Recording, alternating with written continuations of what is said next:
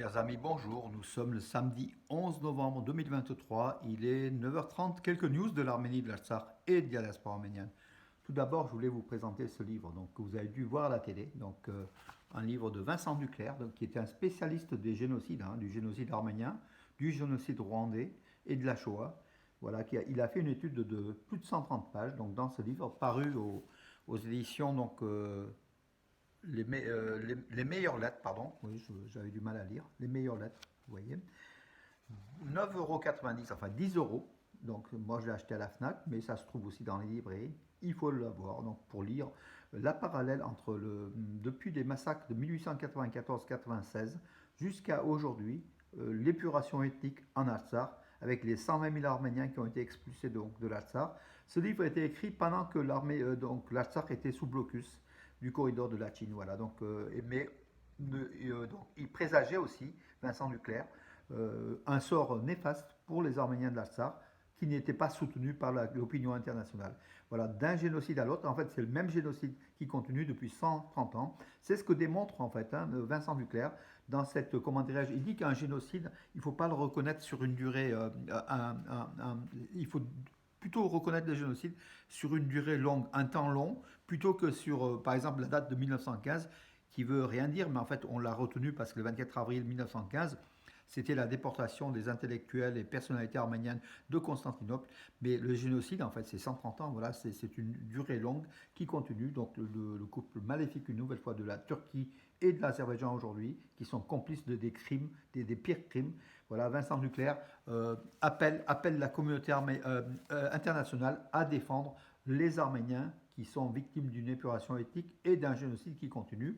Il fait beaucoup référence au livre 40 jours de Moussadak de Franz Werfel, beaucoup d'éléments en fait, donc aussi Raphaël Lemkin, qui a mis le mot génocide en regardant les orphelins à Damas, les orphelins arméniens, travailler dans des ateliers de façon vraiment démunie. Donc voilà, dans les ateliers à Damas, qui avait fait ce livre qui est un chef-d'œuvre qui a été traduit dans une quarantaine de langues et qui est un best-seller.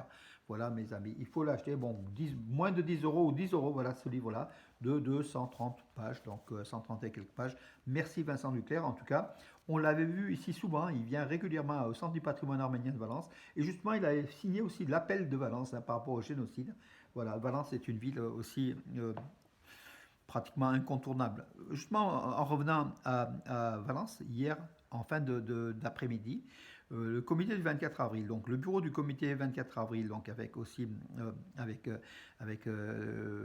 les coprésidents, donc Georges Rasclan, moi-même et Nazo-Alain Jimachian et Rostov Iliozer, le trésorier du bureau du C24, nous avons été reçus par monsieur Devimieux, donc le nouveau préfet de la Drôme qui a pris ses fonctions le 21 août dernier. Donc on a fait connaissance, on le connaissait déjà parce qu'il avait inauguré aussi, il était présent à l'inauguration du Khachkar, donc dédié au génocide des Arméniens, le 23 avril 2023 à Privas, chef-lieu de l'Ardèche, en compagnie de notre ami, mon ami aussi, donc Michel Vallat, le maire de Privas.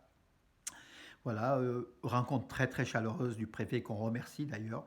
Il connaît bien la communauté arménienne et puis justement on a fait davantage connaissance dans cette ambiance chaleureuse d'échange, voilà. Et puis voilà, on aura des liens réguliers avec le préfet puisqu'on est français d'origine arménienne de cette Drôme qui est magnifique, voilà. Et on voit donc l'habitude du comité du 24 avril, le C24, qui gère un ensemble d'organisations arméniennes, donc ici dans la région, à chaque fois de saluer donc le préfet, le nouveau préfet pour sa prise de fonction, et puis souhaiter au nom de la communauté donc des liens fraternels, des liens importants entre la communauté et puis la préfecture qui est aussi l'État français dont on est aussi fier qu'il soit ami de l'Arménie.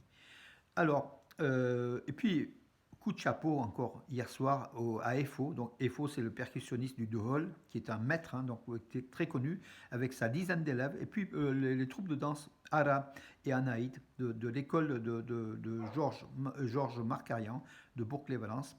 Et puis, avec son président, donc Levon Chatikian du Duc, Très très très beau spectacle hier. Vous verrez, vous avez vu, donc vous êtes des centaines et des centaines à voir les vidéos que j'ai placées hier, donc suite à justement ce spectacle magnifique à Valence.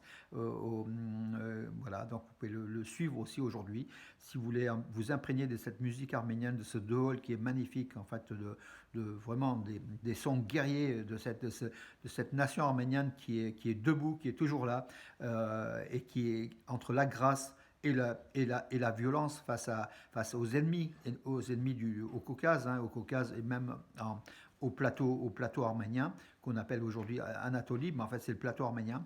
Les Arméniens sont toujours là, vaillants, et puis leur danse folklorique, leur son, leur musique transparaît. Donc de tous ces éléments, en tout cas bravo justement à France Ashtarak Arménie, bravo à Levon Chatikian, bravo à Georges Krasclan qui a aussi prononcé quelques mots. Il est adjoint au maire, il remplaçait le maire Nicolas d'Aragon, et puis Nathalie Liosière était aussi présent, que je salue, et puis beaucoup de personnalités, le pasteur Goujikian qui était présent. Je ne vais pas tous les citer, aussi le père Antranik.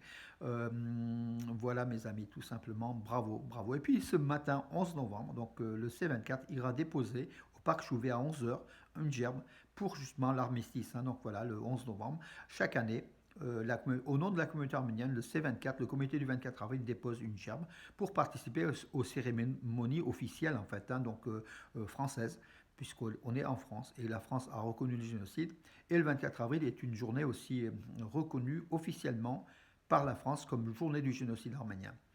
Là, c'est le 11 novembre, donc on ira déposer une gerbe au parc Chouvet à 11 heures. Donc, mes amis, si vous écoutez cette vidéo, si vous avez le temps, soyez les bienvenus. Donc, on sera avec les anciens combattants, aussi les anciens combattants français d'origine arménienne, donc amenés par Georges Eretsian, qu'on salue, des porte-drapeaux. Et puis, on sera donc tous ce matin ensoleillés au parc Chouvet. Voilà. Revenons aux informations. Donc, le 6e forum de la paix qui s'est déroulé donc hier à Paris, l'ouverture avec la présence d'une vingtaine de chefs d'État, dont Nicole Pachinian, le Premier ministre arménien. Nicole Pachinian a affirmé donc, que l'Arménie était prête dans les mois à venir à signer donc un accord de paix avec l'Azerbaïdjan et que l'Arménie voulait la paix tout simplement. Voilà, l'Arménie est un pays démocratique, de démocratie, qui veut la paix avec ses voisins, dont l'Azerbaïdjan. Voilà. En même temps, l'Arménie s'arme pour aussi, au cas où, bien sûr, voilà, c'est le meilleur élément de paix aujourd'hui pour l'Arménie, c'est sa défense, c'est son armée, c'est se structurer et puis acquérir des armes ultra modernes. Et c'est en passe de l'être, mes amis. Donc ne soyons pas hyper optimistes, mais il y a quand même un certain optimisme qui se dégage de cette formation de l'armée arménienne. Le problème de l'armée a été pris vraiment au sérieux et l'Arménie aura une armée respectable et qui respectera au moins son territoire national reconnu, donc voilà, son périmètre qui sera inviolable s'il y a des armes efficaces, des radars, des missiles et tout ça. Voilà. Et c'est en train de se faire, mes amis. On a d'autres informations. On vous le dira dans les jours qui viennent. Voilà. La Russie, une nouvelle fois, n'a pas abandonné l'Arménie. La Russie veut à Moscou. C'est le ministère russe des Affaires étrangères qui l'a déclaré donc, hier. La Russie veut réunir l'Arménie et l'Azerbaïdjan pour un traité de paix à Moscou, donc la Pax Russia, donc, parce que la Russie voit que l'Europe essaye de lui ravir l'Arménie et l'Azerbaïdjan pour signer un accord de paix. Moscou met le paquet, tout simplement, pour essayer de faire l'arbitre, Mais voilà. Aujourd'hui, quelle est la cote de popularité de la Russie auprès des Arméniens? Elle est proche de zéro, parce qu'en fait, céder l'Artsakh de façon honteuse, ne pas protéger les Arméniens alors qu'une convention, enfin un accord du 9 novembre 2020 fixait la Russie, les forces russes de paix comme protectrices justement de l'entité des Arméniens de l'Artsakh, le restant du moins après la guerre de 44 jours, la Russie n'a pas joué son rôle, a abandonné l'Artsakh, derrière avec des accords bien sûr gaziers avec l'Azerbaïdjan et la Turquie. Voilà, l'Arménie a été cédée, le partenaire stratégique russe a failli à sa mission et aujourd'hui, pourtant la Russie veut une nouvelle fois réunir l'Arménie et l'Azerbaïdjan pour un traité de paix. Voilà, on verra donc dans les jours qui viennent. En tout cas, Pachinian a dit que peut-être que le traité de paix, enfin à Bruxelles, en décembre, il va rencontrer peut-être donc Aliyev Et puis peut-être que le traité de paix, sous la signature de Bruxelles, avancera davantage. Voilà. Le mémorial du génocide dans un quartier de Londres, donc un Khachkar, a été vandalisé. Donc c'est ce qu'a affirmé donc l'ambassade d'Arménie à Londres.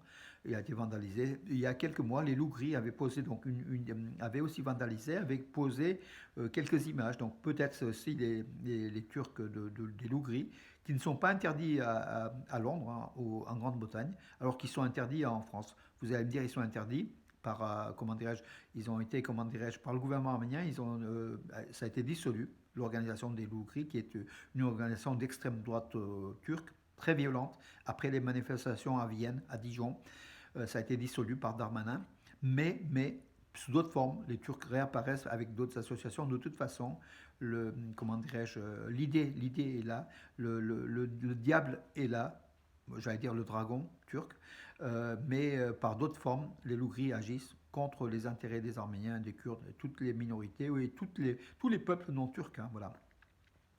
Alors, le championnat du monde de Sambo. Donc, Sambo, c'est un art militaire, en fait, martial. Donc, c'est entre la lutte, c'est une sorte de lutte très pratiquée dans l'armée soviétique à l'époque, qui est très connue dans l'univers soviétique, mais pas très connue en Occident, qui n'est pas une discipline olympique. L'Arménie a des champions du monde. L'Arménie a commencé donc hier, organise les championnats du monde de Sambo à Yerevan, au palais Garen Demirjan, au complexe Garen Demirjan d'Yerevan. Donc a eu lieu la cérémonie d'ouverture. Il y a plus de 500 sportifs, plus de 2500 délégués venus de 70 pays. Voilà. Voilà pour l'Arménie, mes amis. Je vous donne rendez-vous tout à l'heure pour le 11 novembre à 11 heures au Parc Jouvet ici à Valence pour ceux qui peuvent. Sinon, mes amis, à demain pour des infos. Bonne journée.